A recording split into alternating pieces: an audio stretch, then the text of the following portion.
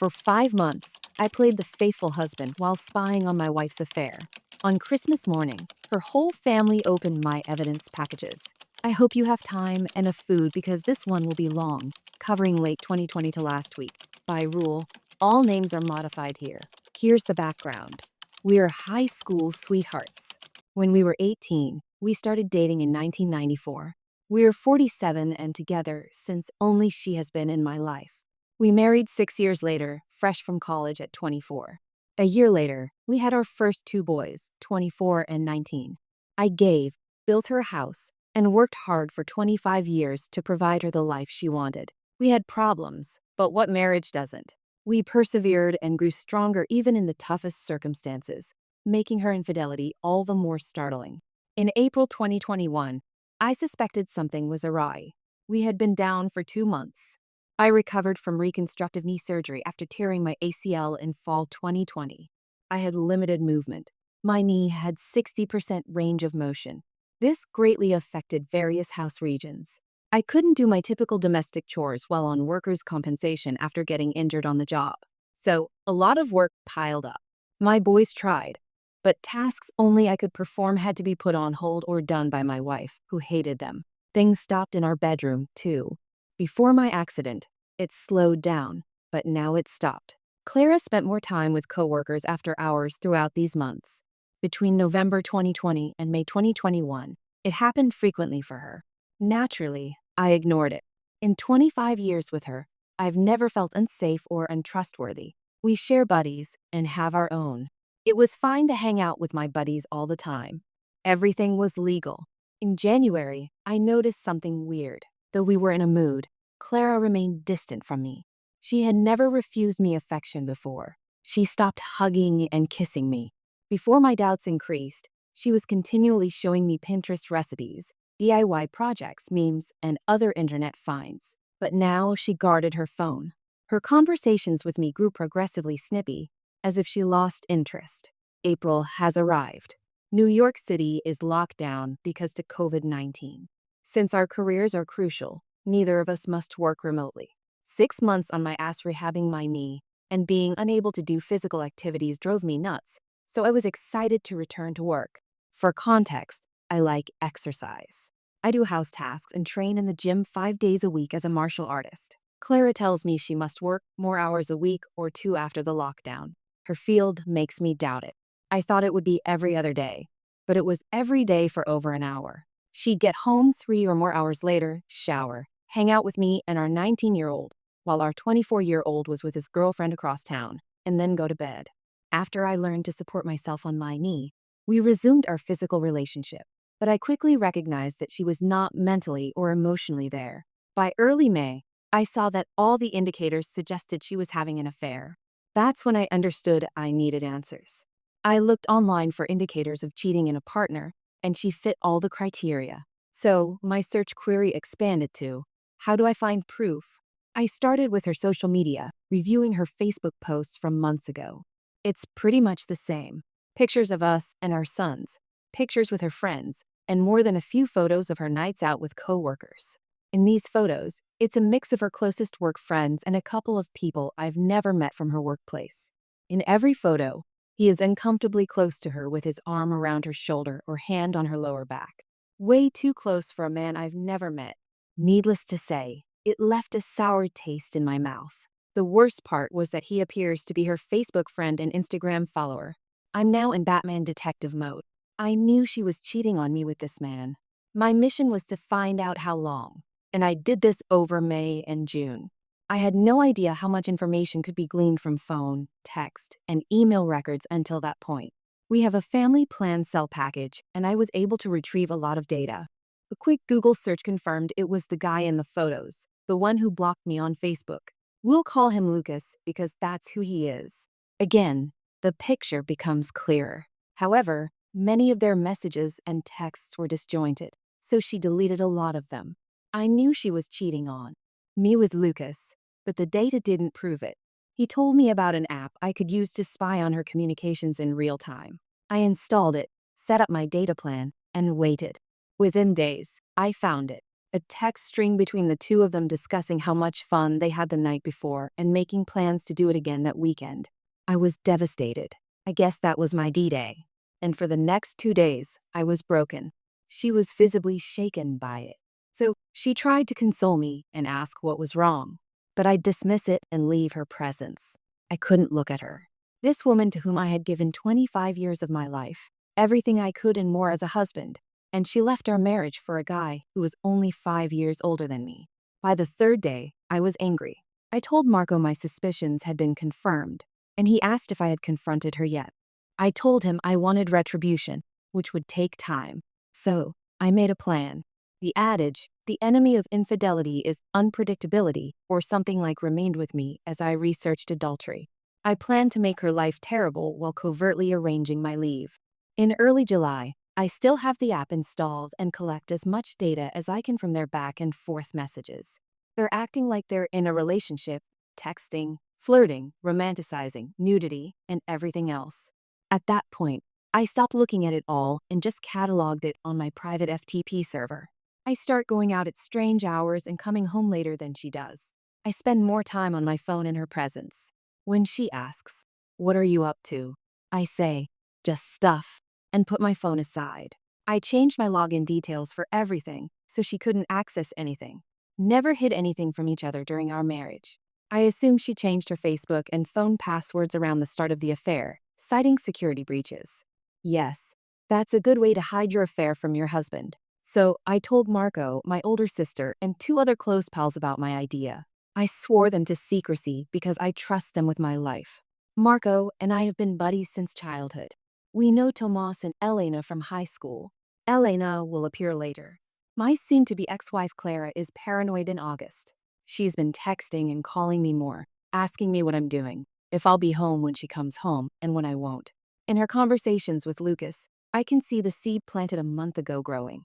Her worries and confusion regarding my coldness and distance are being told to him. Very brave woman. During these conversations with Lucas, she proposes they stop meeting at our house since she doesn't know whether I'll show up, revealing that she has had him in my home. Thank you, Clara. That conversation annoyed her because Lucas inquired if she was worried about my cheating. I can't convey how much I laughed reading my cheating wife's argument with her affair companion about whether she's furious her husband is cheating. So ironic. Please note that I will not meet anyone after leaving. I'm typically at Marcos or Tomas's drinking beer, watching fights and hanging out with my brothers, or at my big sister Teresa's place with her and my brother-in-law Henrik, who's like an elder brother to me. My sister is 54 and her husband is 60. Due to his blabbermouth nature, she had told him about Clara's infidelity, but not my plan. Fast forward to November. That's when things improve. Clara knows I'm distancing from her after 4 months of my phony romance. After she confronted me on November 18th, 2021, I hadn't touched her. No hugs, kisses, or attempts to start intimacy. Not that she needed it. She was still seeing Lucas at his house or at motel. That afternoon, she calls me at work, which wasn't unusual before, but hadn't happened in a while, and asks me to come home immediately after work, saying she has something important to tell me. I half expected her to confess her infidelity, but she didn't. When I went home, she asked if I was mad with her. A nerve. After being away from home for too long, she says I no longer show her affection and our intimacy has perished. She worries I'm pushing her away because I was angry of how she treated me while I rehabbed my knee. The punchline. She gasped and questioned if I was cheating. I fell to the floor laughing like a joker. She thought I laughed at the concept of being unfaithful, but I was smiling at the irony of what was happening. I cry and pound the floor for 3 minutes before I can answer. I sit up and look her in the eyes for the first time in months, shaking my head, but not responding. I get up, brush off, kiss her head, and settle in for the night. Given the brevity of what had happened, I wanted to hear what she was saying to him later that night in my office. I launched the app, and they're texting live. She tells Lucas, "I know he's cheating on me. I asked him tonight, and he just laughed in my face." He fell on the floor and laughed for about 5 minutes. It wasn't 5 minutes. My feelings no longer matter to him. I don't know how or why he left. I've lost him. I know this is karma.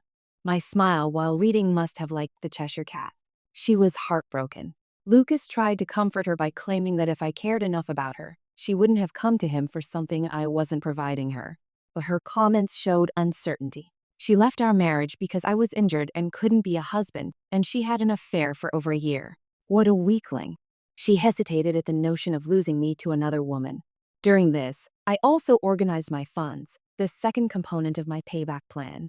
After gathering a lot of proof, I met with a family attorney in October to start the divorce. The overwhelming evidence of Clara's infidelity made me sure that I could win a divorce in New York, an at-fault state. I was told by my lawyer to manage my accounts for any asset partition. I surreptitiously transferred all my money from our joint account to my own account. I looked for an apartment in the second phase. As of November, my behavior has increased. Here comes my pal Elena. Clara and Elena were never close. Elena and I met freshman year of high school, 2 years before Clara. Elena, my closest female friend, was a threat to Clara. Even then, Clara has always said, I don't trust her about Elena. She has never addressed it, but observers will notice. Clara has never impressed Elena. Elena noticed early in our relationship that Clara was imposing herself on our little group of friends, but I didn't do the same. Elena was annoyed since she understood Clara's motives. Lucas is Clara's soul male buddy, whereas Elena is my only girl. Elena returned to New York City on November 3rd after being abroad due to the infection. Marco, Tomas, and I spent the night at Tomas' house for supper and drinks to celebrate her return.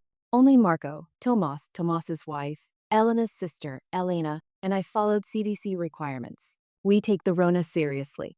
Elena, the diabolical mastermind, plans to trigger Clara. We took some images, like the ones I found, of Clara and Lucas months earlier, and posted them on Facebook at her suggestion. Clara discovered it on the 5th. Some friends probably noticed my postings and recognized how close I was to Elena. This severely upset her since she still thought I was cheating.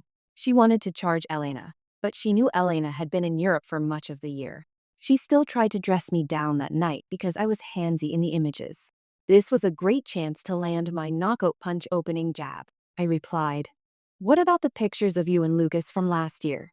He was handsy. Did you see how upset I was? She looked like a deer in the headlights when I uttered the dude's name for the first time. As she tried to explain those images, the hamster wheel in her head had started spinning in real time. She had no idea I had seen them. The images with Elena got traction among our circles and explained how she did it because of that little prank I use Facebook for when I upload something. It's like an event to folks. He's quite friendly. I see it, but nothing is there. The year you spent effing some dude while lying to me about working extra hours and hanging out with friends hurt me more than the photos. As Lieutenant Seawarar from Star Trek TNG famously said, vengeance is best served cold. After that night, Clara became clingy and attentive to me, which annoyed me. She tried to initiate affection and intimacy with me, but I resisted every time. I'm documenting everything she says to Lucas. By this point, I'd become numb and lost any desire to save my marriage. I checked out on the day I implemented the first phase of my plan. Lucas loses his mind, saying he doesn't love you the way I do. You're making a mistake. You can't just throw me a curveball. She claims to love Lucas deeply, but she's still in love with me and needs to save her marriage before she loses me. Clara spends November and December in limbo. She's still assessing my mental condition and wondering if I'm cheating. Lucas keeps blowing up her phone, but she doesn't react. I saw her constantly check her phone, but swiftly put it away. The second phase of the plan was finished. Completed divorce papers. I secured a 3-year lease for a studio in Co-op City, New Yorker's neighborhood. My personal account held all my money, and I was ready to throw haymaker. Today is Thanksgiving. My oldest and his girlfriend had a small meeting of our close families, including them, her parents. She is an only child, me, Clara, and our youngest. We enjoyed the night. She did all the cooking while learning to be a chef.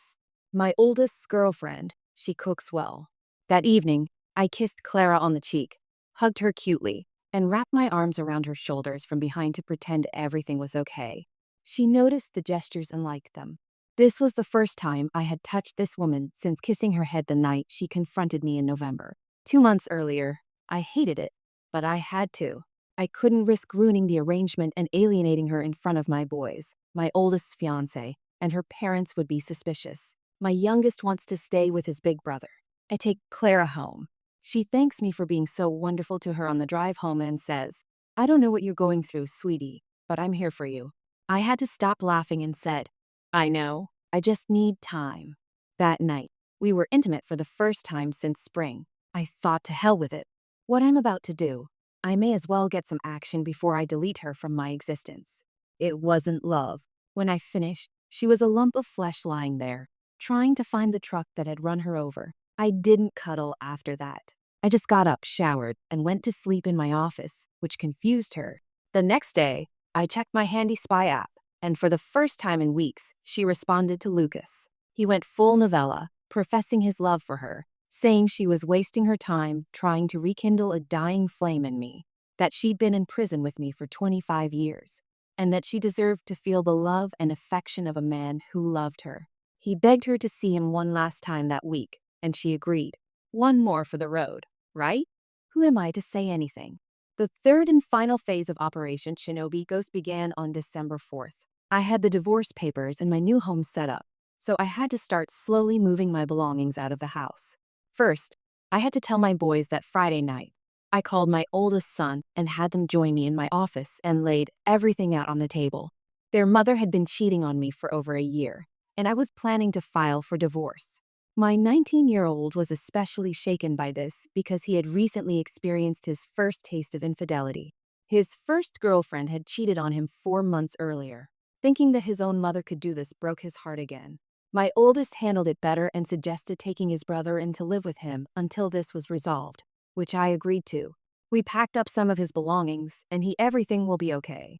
I promised they left. Over the next few weeks, Marco would help me remove some of my most sensitive belongings from the house daily. I gave him a list of everything he needed to grab while Clara and I were at work and left him with the spare key. Clara would have no idea anything was missing unless you told her.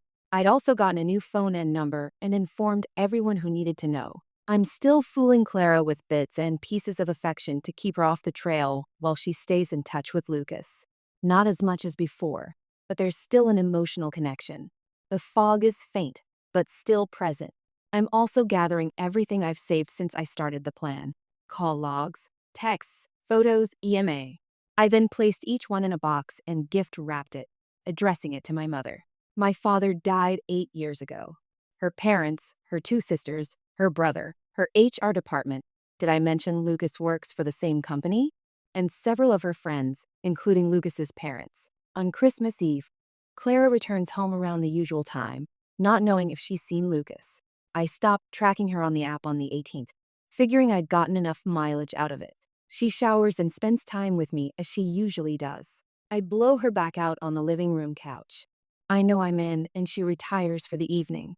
I awoke in the middle of the night and wrapped one of the 3 remaining binders with the divorce papers taped to the inside cover and placed it on my side of the bed with a note that said, Merry Christmas. I also left my old phone and my lawyer's business card. I packed up the rest of my most important belongings, enough to fill 3 backpacks, and left my 25-year-old home for the last time.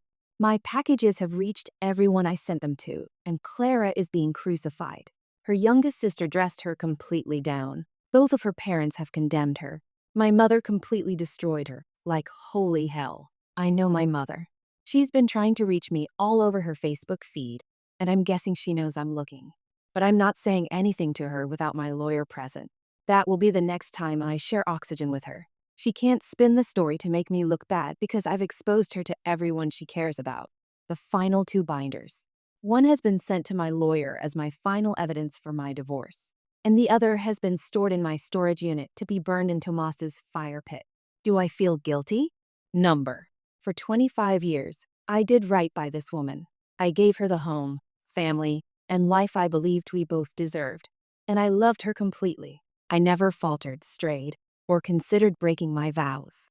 When an issue arose that I felt was interfering with our marriage, I told her about it, and we worked together to resolve it. No, I don't feel sorry for what I did or for her. I don't care if she goes to hell. The most I stand to lose is my home, a car, and possibly a couple hundred per month in alimony. However, because the divorce is being filed under New York State's adultery statute, an at-fault case that may be waived given the overwhelming amount of evidence I've presented. Quick edit. New York State is not wholly at fault. Under certain conditions, a divorce can be filed at fault, as my lawyer has informed me. I'll meet the prospective ex-wife and her lawyer tomorrow. So I'll publish an update here. Update. I tricked my cheating, soon to be ex wife into thinking I was cheating. Then, thermonuclear shinobi vanished and served her on Christmas Day. It's still a work in progress because I want to add more items, but I've made it my home since I'll be here for at least 3 years. My boys and the eldest girlfriend came over and spent most of the day with me. My older sister came over with more goodies and hung out with us. It was the first time she had seen her nephews in almost a year. Having everyone around did me a lot of good. If I had been alone, I would have drunk myself to a stupor. Everyone left around 8 p.m., and I went to hang out with Thomas and Sophie. Elena texts me at midday on December 29th, 2021, asking if I'm busy that night. I wasn't. So we agreed to meet after I finished work. She shows up, and we go to a diner near my New York City office. We're doing indoor dining at 25% capacity thanks to the Rona, but it's usually easy to get a seat because so many of us don't eat out. After we're seated and order our food, Elena laid all her cards on the table, which I expected. She confessed that she's liked me since we were teenagers, but has never had the chance to tell me because Clara swooped in and scooped me up first. I've known Elena for 2 years longer than Clara. She's the fourth point in my social square along with Marco and Tomas. We were high school ravers who didn't fit in with the other cliques. Elena was obese and diabetic and was a heavyset goth chick who was cool, but no guy ever looked twice at. We've always had chemistry. Elena now works as a personal trainer and yoga instructor. After my divorce was finalized, we started seeing each other. And yay, I slept with her that night. I took her back to my new place and we had a great time. Am I ashamed of sleeping with her? Hell no. Elena has been a better friend to me than Clara ever was. Clara was my best friend, but Elena has always supported me, even stepping back from her own feelings. That touched me on a level I didn't expect. True love is selflessness.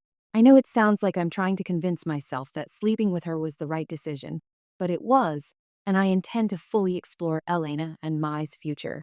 Okay, so yesterday was the day I met with my wife and her lawyer to discuss the divorce. 2 weeks ago, I ghosted my soon-to-be ex-wife. On Monday, my attorney called to inform me that Clara's attorney had scheduled a meeting with us to discuss the divorce terms on January 6, 2022. I met with him on Tuesday morning to discuss the terms I want. To summarize, Clara filed for an uncontested divorce due to marital neglect. My terms include full asset division and my selling half of the house ownership to her. She can have it. We maintain our vehicles.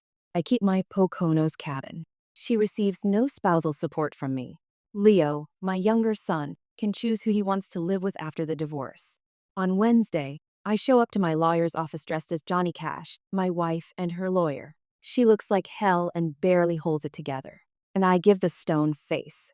Her lawyer made a reconciliation proposal, which I rejected almost as soon as she finished listing the request's details. The only change is that I will pay her $700 per month in temporary spousal support to cover utilities until she finds work again. She was fired for her affair, as was he. I make enough to cover my expenses up to a year after the divorce's finalization, even if she takes her time finding a new job, and she has enough savings to last a long time. My lawyer says he'll contact me to update me on the filing after the meeting. If everything goes well, I'll be free of her by early May. Clara chases me down the street calling, "Can we talk?" Give her at least that. She stayed calm in the meeting, but vented outside, stating she was sorry and never meant things to go that far. She never intended to fall in love with Lucas, but when she felt I was cheating, she knew she shouldn't betray her husband. She asked if I could forgive her and start again in a few years. Since I would never see or speak to her again, I advised her to start envisioning life without me immediately away. Leo is practically a man, old enough to make his own future decisions, I informed her. I said I gave her half my life and all my love unreservedly, and that she fell in love with another man, in her own words, and that I will never forgive her. The months she confided in and confessed her love to Lucas instead of telling me she was dissatisfied with our relationship. My love for her progressively faded. I told her that I loved her before but hate her now, and that if I never see her again, it will be too soon. She's crying and creating a scene on a Midtown Manhattan sidewalk. Passers-by glanced at me, but I didn't mind. Her public humiliation was off the table. She was socially and professionally devastated by me, but I needed to express my final feelings for her. I ended by saying I have no regrets about being her husband for 25 years. After 25 years, she chose the easy way out, which I regretted. This final one came to me seconds before I uttered it. So, thank you, darling sons of Reddit. For 25 years, I believed you were mine, but it was just my turn. I donned Reagan's, turned around, and left. Her father called to apologize later that night. I always was a wonderful father to his kid, and he was ashamed of her, stating he raised her better. I'll miss my father as my default father figure since he passed years ago. However, I can't imagine keeping in touch with her relatives. After the call, I changed my Facebook status to divorced. Yay. It's done in my judgment, though not final. When I publish a post on Facebook, it's an event. So many people messaged me via Messenger asking questions, and I explained that I had filed for divorce with Clara earlier that day. Naturally, Elena called, startled I had acted so swiftly. My process was already underway when we last spoke, but she had no idea how far it had gone. When I invited her over, she ran. She stayed the night when we slept together again. We talked until dawn in my bed, and I haven't felt that relieved and connected in a long time. Elena understands me, and I can't get enough of her since she confided in me. She's been my only thought. I know some may say I'm insane for moving on so quickly, but my marriage died the day Lucas let Clara touch his blasted hand. That's it. Finished. Getting divorced and dating Elena. I declared I'd never marry again, but Elena disclosed her longtime feelings for me. No doubt. I agree. We'll wait till Clara's divorce is final before making any statements. I didn't care about Clara. She can relocate Lucas into our old house. I don't care. My house payment will be paid in 4 quarterly installments throughout 2022, and I'll never see or talk to her again, except for the $700 I'll deposit into her savings account monthly. Everyone who has encouraged, supported, and praised me is forever appreciated. The soon-to-be ex-wife of 25 years attempted suicide last night. Hits keep coming. I've been sitting in here for hours and didn't sure where to post, but this sub seems suitable. See my post history for background. My wife of 25 years, 45, was cheating on me with a 27-year-old coworker. I have 2 sons, 23 and 18. I planned to ruin her life by convincing her I was having an affair. I kept the ruse going for over 5 months while gathering evidence of her infidelity, getting divorce papers, and planning my exit strategy, slowly moving my belongings from our home to a new apartment, getting a new phone and number, separating my half of our shared income from our joint account, etc. On December 16, 2021, I printed all of my proof of her affair, filed it in 14 binders, packed 11 in gift-wrapped boxes, and mailed it to her closest friends in her HR department with an ETA between December 22nd and 24th.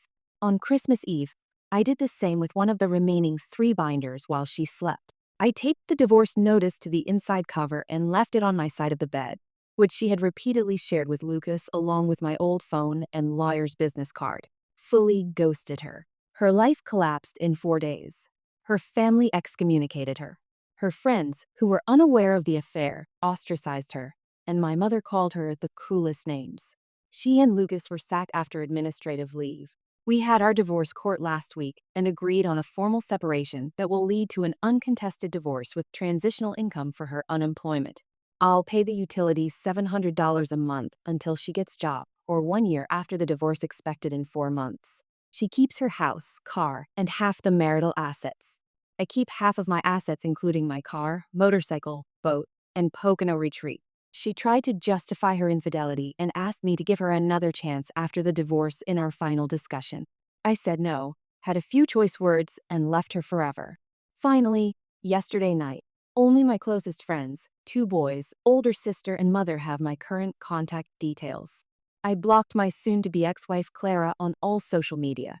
She can't reach me since I left her on Christmas Eve. Still, some of our mutual friends do. One of those friends, one of the few who hadn't abandoned Clara after her affair, called me on Messenger last night when I was in my apartment. When I replied, she was quick. Clara was passed out in the bedroom, foaming at the lips with 2 empty pill bottles next to her when she checked on her. She is critical, but stable in the ICU. She may survive, but she'll be sick, according to the doctor. Later, she pleaded for my presence. She was hospitalized with her parents and sisters. They were probably told after the hospital tried to reach me, but Clara would still have my previous emergency number. I rejected her friend. Clara no longer bothers me, and she clearly chose the easy way out rather than face the embarrassment and anguish of her 25-year marriage. I informed her buddy that Clara's family could help her recover if they were present. No more Clara and I. I ended the call. I slept on it for hours. My sons called this morning to ask. I agreed, but I promised them I wouldn't criticize them for supporting their mother. Their mother, after all. I've moved on from her and don't care what she does to herself. They were shocked, but respected my perspective now that her suicide attempt is public. Many of my friends who abandoned her are telling me I need to support her despite what she did to me. Lucas tried to visit her this morning, but was barred because he's not related. Though I'm dogpiled to see her, I no longer care. Not in a long time. I tuned out while getting revenge for her betrayal and don't care. Actually, it makes me loathe her more. She cheated. She opted to end 25 years of marriage for a year-long romance with a man 5 years older than her eldest kid.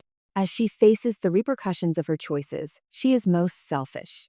Those who ridiculed her have shown sympathy even now given her prospects of survival. Most of her family sees me as the cold-hearted ex-husband who doesn't care. Not her father. He's phoned me in the previous few hours and commended my absence. Like I never knew this woman. Here we are after 25 years. Yes, I know how I ended things with her may have put her in a bad mental state.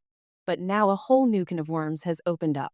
Either she had a complete mental breakdown and committed suicide, or she made a risky and calculated move to reclaim favor from people who had just condemned her for betraying me. She betrayed me and is now the victim. Sorry for the tirade, but I'm trying to understand this. Please note, I will not visit Clara. When she let Lucas, my nickname for her lover, into her bed, she gave up my right to care for her. Though I've kept my cool, calm, and collected during this ordeal, my emotions are raw. Haven't cared about this woman in a long time. I know many will smear me here. I don't care. Think of me any way you choose. If you were me, you'd see her acts differently. Some will look up my post history and see what I did to her and conclude that tormenting her for months, tricking her into thinking I was cheating while she actively cheated on me, and destroying her socially and professionally caused her breakdown and suicide attempt. Might have been. Maybe I'm a callous sociopath. However, Arthur Fleck famously observed, "You get what you deserve." I spent half my life becoming this woman's best spouse. She said she left our marriage for her, not me. I'm glad she's gone because she's selfish.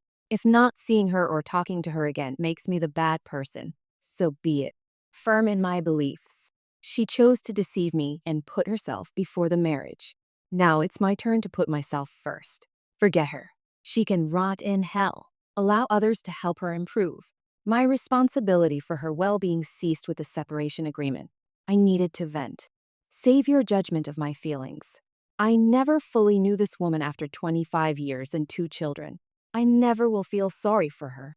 Clara's father told me she's moved from ICU to mental health. Her mental health is monitored by doctors. Though lethargic, she is cognizant and cognitive again. Her father said she requested me to visit. He declined and she remained mute. He respectfully assured me that he would only offer more information if I asked because he understood my emotional state. I also scheduled Leo's first counseling session for Monday. Post-STBXW effort writing this is therapy, a chance to communicate my views practically. I visited Clara today despite my prior writings and comments. Elena convinced me to see her after 4 days out of the hospital. She suggested I'd only forgive Clara if I saw her in her declining state. I first called her at 6 p.m. after serving her. Her greeting was different from the cheery one I'd known for decades. Her voice was faint and harsh. Her eyes filled with tears at my voice. Her calmness and speech returned after about 3 minutes. She promised to see me at 8 p.m. My new flat in Co-op City is roughly an hour or an hour and a half from my old house. I headed there after eating at the neighborhood pizzeria. She was at the door before I pulled into the driveway at 7:47 p.m. I saw the damage her actions had done as I neared. She appeared unhealthy, thin. Her overall appearance was zombie-like. She tried to hug me right away, but I stopped her. She gave up when she saw I wasn't comforting her. We sat in the living room. Clara instantly said she would be honest about everything. She said her actions toward me and the boys were too much to handle. She attempted suicide after a downward spiral of guilt and anguish since we signed the separation agreement. Her friend, who contacted me from the hospital, noted her conduct and visited. She says medics informed her she would have succeeded if she hadn't been found an hour later. She stated that she failed me as a wife by falling for Lucas and not retreating when she saw she was in over her head. She apologized for sharing numerous sensitive things about our marriage and criticizing me to him, stating she never thought she could. She stated she thought she was doing the right thing. But when she found I was cheating, it hit her hard. She needed to go immediately to escape the pervasive sensation of betrayal, but it was too late. She asked me when I stopped caring. I said, "The night you confronted me with the possibility of my cheating, with the same fervor you did, knowing full well you'd been with Lucas for months at that point. That's when I lost all respect for you, and it solidified my resolve to carry out my plan." She said she was thrilled to find my gift on Christmas morning until she opened it. She comprehended what it was and how much I knew. She said she went wild and hadn't entered our bedroom. She badly wanted to know where I was. When she went to Facebook to ask, friends and family slammed her for what she had done. She had no idea how everyone knew so quickly. I told her about the remaining binders. Priceless was her surprised expression. She realized I was to blame for her friends turning against her family condemning her, and even her job loss. She then went silent and shut down. I went to the bathroom, and it was a mess. After being hospitalized, her skincare supplies were everywhere. The mirror was damaged and the tub was dirty. She was crying in her hands when I returned to the living room, but I didn't feel anything. No more hatred, anger, or pity. They say apathy is the reverse of love, and gazing at her, I felt it. She looked at me and whispered, "I messed up everything. I'm lost. I can't do it by myself." She has her family, the friend who found her, and our sons, but she never will have me again. I told her I'd come to give her closure after her ordeal, but I never looked back after leaving that door. Lucas was mentioned shortly after. He contacted her 2 days ago. She said she advised him to choose a younger woman and forget her after a few hours of conversation. Clara apologized for betraying me and asked, "Is this really the end?" No hesitation. I looked her in the eyes and answered, "Yes, the divorce papers were served well before Christmas. The time has come to leave." Nothing was spoken because what else could I left her on the couch, closed the door, got in my car, and drove home. 2:56 a.m. as I type. This needed to be said while it was fresh in my thoughts. Clara's story ends here. Leo and I have counseling appointments in the coming weeks. Elena and I are still going strong and keeping things private until my divorce is official. I'm energetic and determined, looking forward to a future with a woman who has respected and honored me for decades. I need to focus on my future. This is likely my last post. Perhaps I'll update after the divorce. Thank you for your kind wishes and encouragement. To everyone who praised my revenge plan, I wish it never happened. If I had to do it over, I wouldn't change anything except maybe firing Lucas Moore, my harasser who said I deserved it since I raped my wife. You're insane. Get lost. My green ass is leaving. Current state and future. Over 2 months have passed since I served my wife with divorce papers and a month after my last update, which I said would be my last. But much has changed since that post. With hundreds of messages and responses still rolling in, I decided to update everyone. First and foremost, thank you for your support and kindness throughout this journey. I appreciate the love here and from my family. Let's start with Leo, my youngest son. A usual issue. Individual counseling began a few days after my last post. I attended his first 2 sessions, but he has attended all others alone. His twice-weekly visits are beneficial. Mostly, he's doing well, but his faith in relationships is shattered.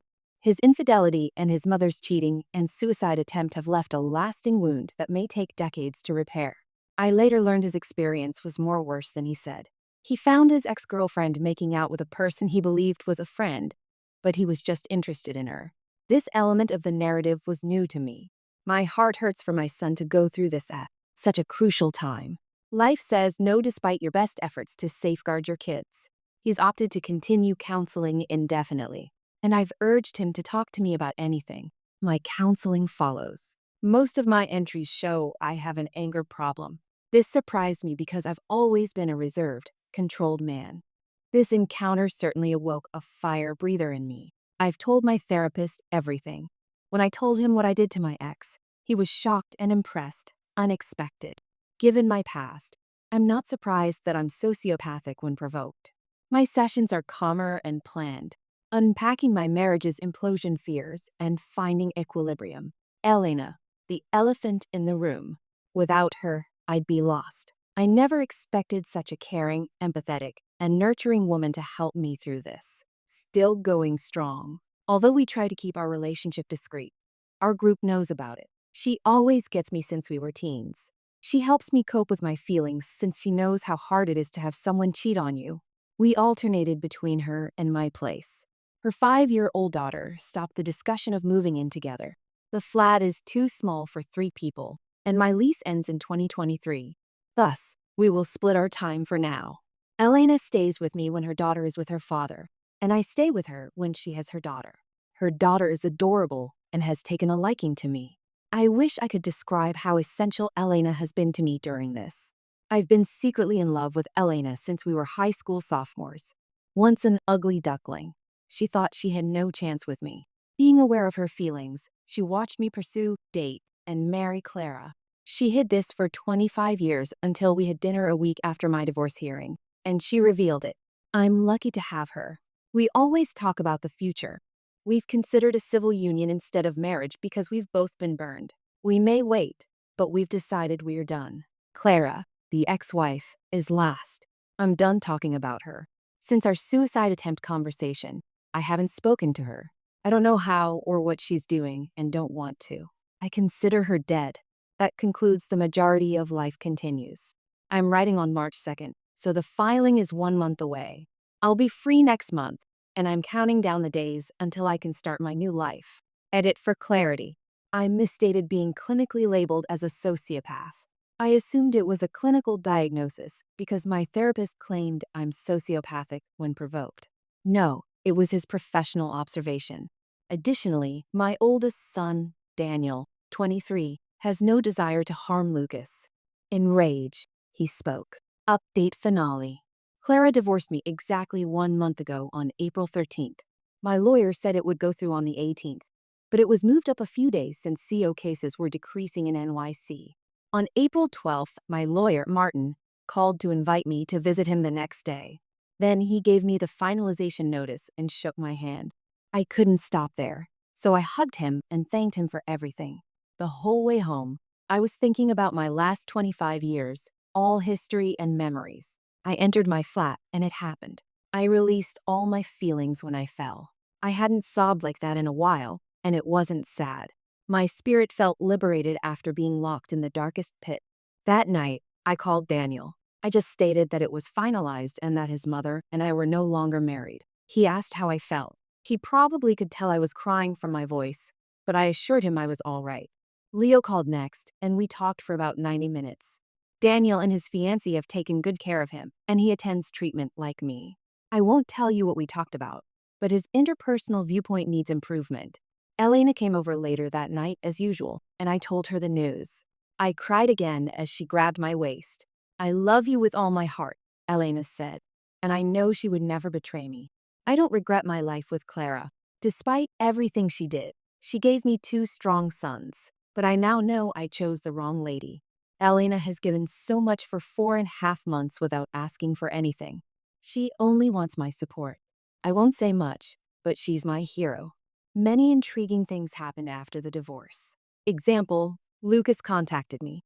He messaged me on Reddit. He immediately recognized the story when it became popular on YouTube.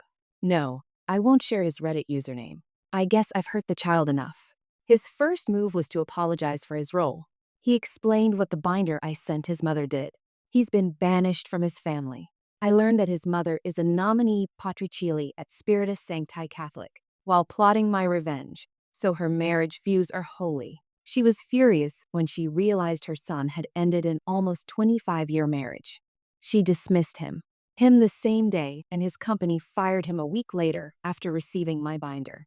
He's been couch surfing and job hunting since. He wanted to contact me on social media, all the places he blocked me with Clara, but was worried because if you were able to find me once, you could find me again. I could have destroyed this youngster, but I didn't. He said he hadn't seen Clara in months. I remember Clara telling him to forget her and move on the last time we spoke. She wasn't lying. The kid was quite forthcoming when I asked more questions. He probably wanted penance for his chaos. Much of what he said corroborated what I'd learned from my text documentation. My question was simple, and he responded. After 20 minutes, he apologized again. I sent him this chat copy-paste. You're a 27-year-old man who must live the rest of your life knowing that your own mother despises you for ending a marriage that had lasted nearly as long as you've lived. I understand you messaged me because karma is bothering you, but I will not give you closure. When I was 27, I was creating a legacy. Right now, you are a homeless, jobless homewrecker. If you are intelligent, you will benefit from this. If you aren't, you'll be a screw-up until you reach my age. If you make it that far, I wish you luck, but you don't need it. You should get your life in order. I stopped talking and blocked him. Probably not the closure he wanted, and I could have been more harsh, but I think those remarks will haunt him. Elena married me on May 4th, 2022. A few months ago, we had lengthy discussions regarding our goals. Elena made it plain that she only wants to be with me and is hunting for my name, wants to marry me. She wants me to adopt Anna, her daughter. As mentioned, I love this kid. She looks up to me as her first father figure because her real father left them when she was 4. She turned 6 last month. Elena never introduces Anna to a man she has dated until he is committed. Naturally, I endure. Anna and Leo, 17, are wonderful together. Their big brother/little sister relationship is adorable. Leo appreciates his closeness to Anna. My therapist said it's wonderful because Leo wants to safeguard innocence even though his own has been damaged. Last Monday, we fired at City Hall. It took 24 hours to get the marriage license, and the announcement was the quietest ever. My older sister added now wagering on when the we're expecting. The post gets up. It was hilarious that practically everyone knew about our connection after months of hiding it. Some would argue it was too soon, and I've said I'll never marry again. But this happened before Elena and I's genuine dynamic became evident. This woman has expressed her unconditional love for me by crying in my arms and said she's happy and never thought she'd be with me. She's detailed how she's felt for 25 years, even lamenting that Clara won. I had no idea how deep that rabbit hole would go. She even admitted to having brief thoughts of having an affair with me, but she was never that kind. In all my years knowing her, she's given me so much while asking for so little. Elena has showed me more love than any lady I've married or had children with. So I told her my name and started the adoption procedure. Finally, Clara. Since my last visit to our former marital home 4 months ago, I haven't spoken to her, but our few mutual acquaintances email me updates. One of those acquaintances, a realtor, told me about the property sale and hired her as a clerical assistant in his firm, waiving my support payments for her unemployment. She lives in a modest apartment near his business, which he helped her set up. She's still functional, but she's a shadow of the woman she once was. She barely retains weight and works alone. She probably started this mess by chatting with coworkers. At the end of March, I thanked him for watching out for her, but told him I no longer needed updates. She is no longer my problem. Our surviving mutual acquaintances have mentioned Elena and me, so I have no reason to speak with her again, and I won't. Leo is only a year away from becoming a legal,